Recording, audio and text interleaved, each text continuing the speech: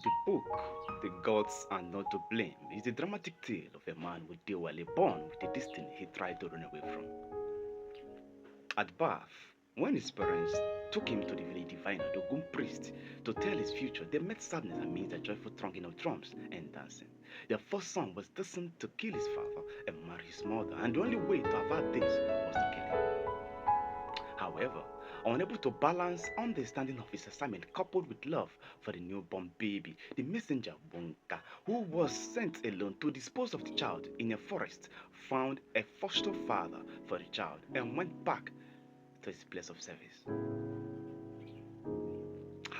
Alright, the foster parents of Gundela Mobike, who had no child as at then, happily took the child as their own, and only a few people knew that the child was adopted, but did not know the true parents of the child, as Wonka had left the two men in the bush without saying much. As an adult, Odewale's uncle told him the truth of his destiny, but failed to mention that his real parents were unknown. Because of this, he ran away to faraway land where he bought a farm at the place where the three footpaths met, and he worked hard to earn a good living. Some time later, an old man came to the farmland he had suffered to get and keep, and claimed the land to be his, and called him a thief. But Odewale did not react to all of this until the old man insulted the village they both thought he came from, and that was something Odewale could not take. He tried to use his mystic powers against the old man, but the old man's power seemed to be more potent than his. So, in a last attempt to save his life, he struck the man with a hoe and he died. Alright,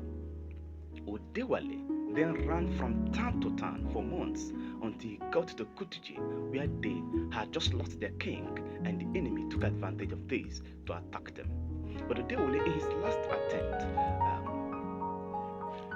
led the people to war against their enemies and conquered. Due to respect, they broke protocols for him and made him king of their land, which meant he had to marry the wife of the late king, his mother, therefore fulfilling the whole prophecy that he would kill his father and marry his mother.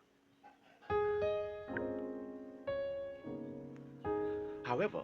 all this was yet unknown to the king until he promised to find and punish the man who killed the former king of the land, whose perturbed spirit was the cause of the terrible disease that plagued the people of Kutujet. The priest accused him of being the man he was looking for, and his old friend Alaka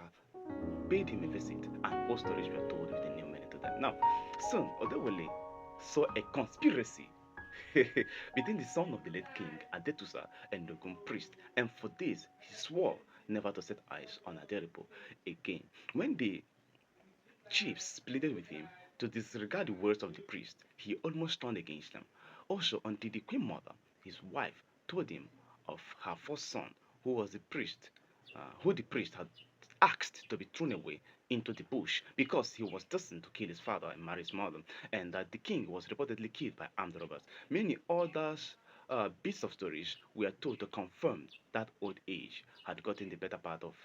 the priest, and he could no longer be trusted. Alright, now when it came to the issue of the former king being killed by robbers, Odewule got interested and asked for the eyewitness to be brought,